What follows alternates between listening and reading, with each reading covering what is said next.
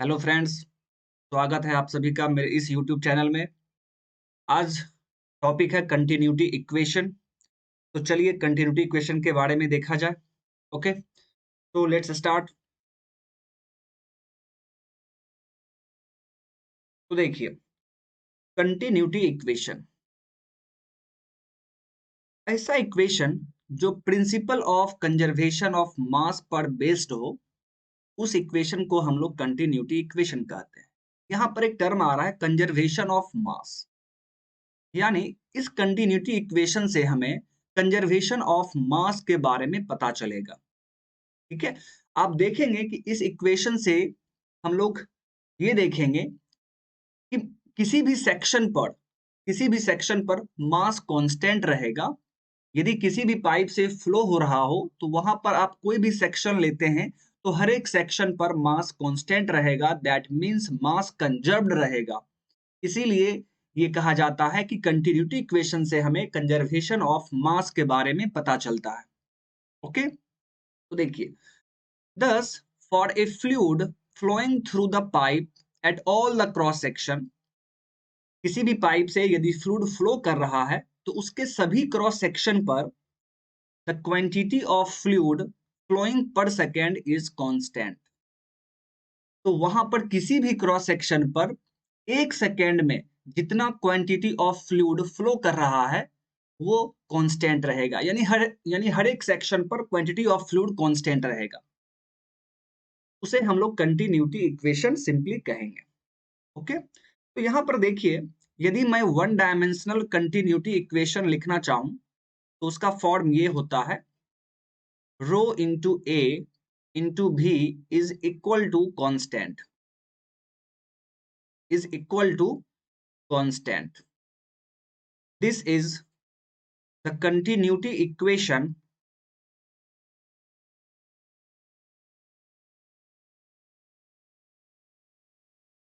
For steady one dimensional flow, for steady one dimensional flow. Okay, चलिए, तो यहां पर हम लोग अब देखते हैं कि इस रो ए भी का मतलब क्या है, इस रो ए भी का यूनिट क्या होता है। तो चलिए देखते हैं क्या लिखा हुआ है, रो ए इंटू भी। रो आपका डेंसिटी है तो इसका यूनिट क्या हो जाएगा, kg per metre cube. Area देखिए, एरिया का यूनिट क्या होगा, मीटर स्क्वायर। वेलोसिटी v का यूनिट क्या होगा, मीटर पर सेकेंड। तो metre square into metre, metre का पावर 3, ये कैंसल आउट हो गया। That means kg per second, यानी रो ए भी का यूनिट क्या हो गया my dear friend, kg per second. Kg per second का मतलब क्या है, M by T, mass by time, यही हुआ केजी पर सेकेंड। और एम बाई टी को हम लोग क्या लिख सकते हैं, M dot. KG per second का मतलब क्या है, इसका मतलब है rate of mass flow, rate of mass flow, या आप इसे सिंपली मास फ्लो रेट भी कह सकते हैं। रेट ऑफ मास फ्लो, यानी एक सेकेंड में कितना केजी फ्लूइड फ्लो कर रहा है, वही है आपका रो into A into V is equal to constant. तो कंटिन्यूटी इक्वेशन का क्या कहना है ये देखिए, तो इसका कहना है कि किसी भी पाइप में यदि फ्लूइड फ्लो कर रहा है तो उसके हर एक सेक्शन पर एक सेकेंड में जितना केजी एक सेकेंड में जितना केजी फ्लूइड फ्लो कर रहा है वो हर एक सेक्शन पर सेम होगा। थोड़ा सा फिगर में देख लीजिए माय डियर फ्रेंड। मान लीजिए कि ये मान लीजिए कि आपका एक पाइप है। This is section 1। ओके, यहां पर भी एक सेक्शन ले लेते हैं, सेक्शन 2। और ये हो गया आपका, इसका जो एग्जिट है उसे हम सेक्शन 3 मान लेते हैं। तो देखिए कंटिन्यूटी इक्वेशन का क्या कहना है, तो इसका कहना है कि यहाँ पर वन सेक्शन पर एक सेकेंड में जितना केजी फ्लूइड फ्लो कर रहा है, पास कर रहा है, उतना ही फ्लूइड टू सेक्शन पर एक सेकेंड में पास करेगा, यानी उतना ही केजी ऑफ फ्लूइड एक सेकेंड में टू सेक्शन पर पास करेगा, और उतना ही फ्लूइड एक सेकेंड में 3 सेक्शन पर पास करेगा।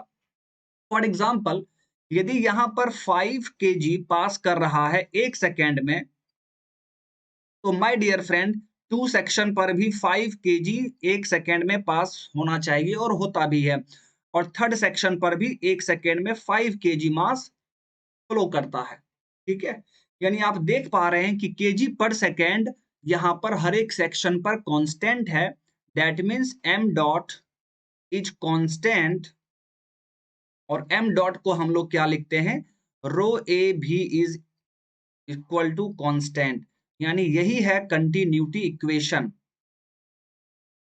और आप देख पा रहे हैं कि हर एक सेक्शन पर मास कंजर्व्ड है। यहां भी 5 केजी, यहां भी 5 केजी, यहां भी 5 केजी। किसी भी सेक्शन पर यदि आप देखेंगे तो 1 सेकंड में सेम मास पास कर रहा होगा, सेम मास फ्लो कर रहा होगा। इसे ही हम कंटिन्यूटी इक्वेशन कहते हैं। और इस इक्वेशन से आप देख पा रहे हैं कि हमें कंजर्वेशन ऑफ मास के बारे में पता चलता है। इसीलिए ये बोला जाता है कि continuity equation gives the conservation of mass. Okay, चलिए। और इसका इक्वेशन क्या है? Rho into A into V is equal to constant. और ये इसका यूनिट क्या होगा? तो ये है मास पर सेकेंड। ओके, यानी आप सिंपली ये कह सकते हैं कि rate of mass flow at any section will be constant. चलिए अब इसके आगे थोड़ा सा देख लेते हैं, प्लीज आप लोग ध्यान देंगे। तो अभी आपने देखा रो ए भी इज इक्वल टू कॉन्स्टेंट। अब यदि मैं यहां पर एक दूसरा फिगर ले लूं, मान लीजिए कि ये पाइप इधर से फ्लो हो रहा है, इधर से फ्लो हो रहा है। और यहां पर आप कोई भी दो सेक्शन ले लीजिए, इमेजिन कर लीजिए this is section 1 and this is section 2। तो यहां पर क्या होना चाहिए? तो कह रहा है रो ए भी कांस्टेंट होना चाहिए, यानी जितना रो ए भी का वैल्यू 1 सेक्शन पर होगा उतना ही वैल्यू 2 सेक्शन पर होना चाहिए, row two A two B two. Okay, यानी रो A one B one is equal to row two A two B two. तो इस तरह हम लोग लिखेंगे। ओके, चलिए। तो ये इक्वेशन हमारा एक रिलेशनशिप है, ठीक है, किसी भी फ्लूइड के लिए। अब यदि अब यदि आप ये बोलें if the fluid is incompressible, ध्यान देंगे आप, if the fluid is incompressible. Incompressible fluid का मतलब क्या है? ऐसा फ्लूइड जो कंप्रेस नहीं हो सकता है। दैट मीन्स आप उस पर प्रेशर अप्लाई कर रहे हैं फिर भी वो कंप्रेस नहीं हुआ, ठीक है, तो उस फ्लूइड को हम लोग इनकॉम्प्रेसिबल कहेंगे। दैट मीन्स उसका डेंसिटी कांस्टेंट रहेगा, density will be constant. Okay, तो उस फ्लूइड को हम लोग इनकॉम्प्रेसिबल फ्लूइड कहते हैं। और इसका एग्जाम्पल क्या है? तो किसी भी लिक्विड को हम लोग इनकॉम्प्रेसिबल ट्रीट करते हैं। किसी भी लिक्विड को हम लोग जनरली इनकॉम्प्रेसिबल ट्रीट करते हैं। ऐसा क्यों? क्योंकि लिक्विड के केस में आप एक high value of pressure apply करेंगे, तब जाके हल्का सा डेंसिटी चेंज होता है, हल्का सा डेंसिटी चेंज होगा। लेकिन चूंकि हमें हाई प्रेशर प्रोवाइड करना पड़ रहा है, तो इसीलिए हम लोग उसे नेग्लेक्ट कर देते हैं। जो थोड़ा बहुत डेंसिटी में चेंजेस आता है उसे हम लोग नेग्लेक्ट कर देते हैं और फिर ये मान के चलते हैं कि लिक्विड के लिए डेंसिटी कांस्टेंट है, क्योंकि उसमें हल्का सा चेंज होगा। Okay, so any liquid is said to be incompressible liquid, incompressible fluid. Okay, चलिए। तो इनकॉम्प्रेसिबल फ्लूइड यदि है, दैट मीन्स कोई भी लिक्विड फ्लो कर रहा है पाइप से, तो वहां पर डेंसिटी कांस्टेंट होगा। तो आप क्या लिखेंगे? मेन इक्वेशन हमारा है रो ए भी कांस्टेंट। जैसे ही डेंसिटी कांस्टेंट हुआ तो क्या बच जाएगा? ए भी इज इक्वल टू कांस्टेंट।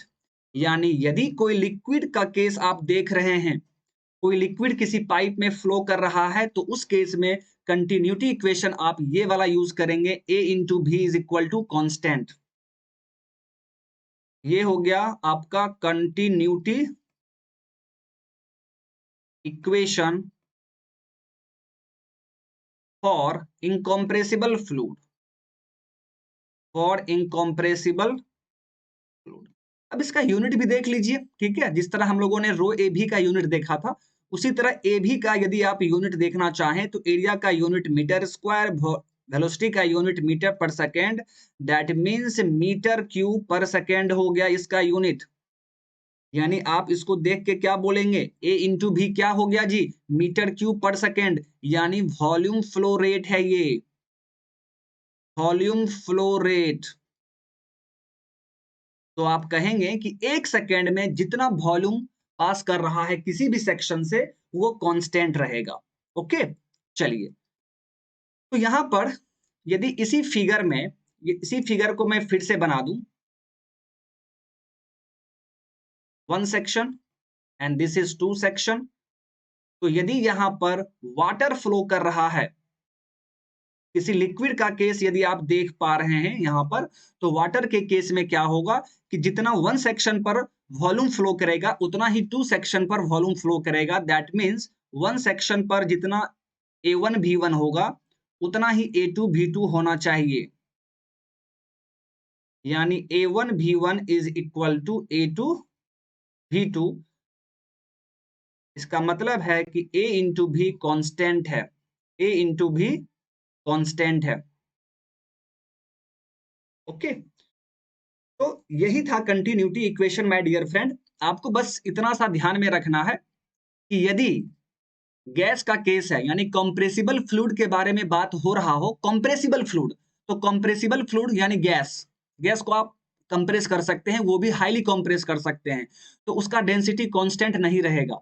तो कंप्रेसिबल फ्लूइड के केस में डेंसिटी कांस्टेंट नहीं रहेगा, तो हम लोग ये वाला यूज करेंगे कंटिन्यूटी इक्वेशन, यानी वहां पर हर एक सेक्शन पर रो ए भी कांस्टेंट होना चाहिए। That means rho 1 A1 V1, rho 2 A2 V2।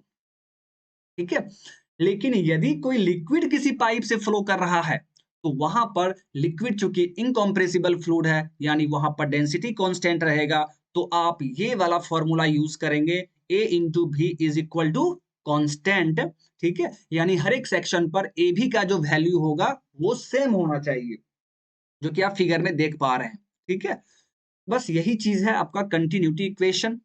तो इस तरह आपको ध्यान में रखना है। और एक इंपॉर्टेंट चीज, किसी भी पाइप से यदि फ्लो हो रहा है तो वो फ्लो तभी पॉसिबल है जब वहां पर कंटिन्यूटी इक्वेशन सेटिस्फाइड हो। यदि कंटिन्यूटी इक्वेशन सेटिस्फाइड नहीं है तो फ्लो पॉसिबल नहीं होगा, तो वहां पर फ्लो होगा ही नहीं। यानी हर एक सेक्शन पर मास फ्लो रेट या वॉल्यूम फ्लो रेट सेम होना चाहिए, तभी फ्लो पॉसिबल होगा। मास फ्लो रेट किस केस में बोलेंगे, जब कंप्रेसिबल फ्लूइड होगा, यानी जब कोई गैस फ्लो कर रहा होगा तो वहां पर हम लोग मास फ्लो रेट बोलेंगे। लेकिन यदि कोई लिक्विड फ्लो कर रहा है पाइप से तो वहां पर हम लोग क्या बोलेंगे, वॉल्यूम फ्लो रेट बोलेंगे। यानी हर एक सेक्शन पर एक सेकेंड में जितना वॉल्यूम ऑफ लिक्विड फ्लो करेगा वो कांस्टेंट होना चाहिए। ओके, तो ये था my dear friend continuity equation. This equation gives the conservation of mass, हर एक सेक्शन पर मास कंजर्व्ड रहेगा। ओके, चलिए, अब एक चीज आप यहां पर और थोड़ा सा देख लीजिए। ठीक है, यहां पर इस फिगर में आप देखिए, जब कोई लिक्विड फ्लो कर रहा है किसी पाइप से तो आप क्या देख रहे हैं, तो आप जानते हैं कि यहां पर कंटिन्यूटी इक्वेशन होगा ए into V is equal to constant. तो यहां पर देखिए, वन सेक्शन पर जो एरिया है my dear friend, one section पर जो एरिया है वो टू सेक्शन के एरिया से ज्यादा है। ठीक है, तो सोचिए, हमें ए इंटू भी कॉन्स्टेंट चाहिए, यानी ए इंटू भी का वैल्यू जितना वन पे हो उतना ही टू पे होना चाहिए, और वन सेक्शन का एरिया ज्यादा है, तो सोचने की बात है, तो वेलोसिटी क्या होगा, यहाँ पर थोड़ा सा कम हो जाएगा। और टू सेक्शन पर एरिया कम है तो वेलोसिटी क्या होना चाहिए, ज्यादा होना चाहिए, तभी तो A1 V1 और A2 V2 बराबर होगा। यानी A1 ग्रेटर देन A2 है, इसका मतलब V1 लेस देन V2 होगा, यानी टू सेक्शन पर वेलोसिटी ज्यादा होगा, तभी तो एक सेकेंड में सेम वॉल्यूम फ्लो हो पाएगा। एरिया घट गया है तो वेलोसिटी तो वहां पर बढ़ेगा, तभी तो एक सेकेंड में सेम वॉल्यूम फ्लो करेगा। बात समझ में आ रहा है, तो ये चीज आपको ध्यान में रखना है। ओके, आई होप कि आपको कंटिन्यूटी इक्वेशन अच्छे से समझ में आ गया हो। ओके, तो चलिए आज के इस वीडियो को यहीं पर स्टॉप किया जाए। यदि आप लोगों को ये वीडियो अच्छा लगा हो तो प्लीज अपने फ्रेंड्स में इसे शेयर कीजिए। ओके, तो थैंक यू, बाय बाय।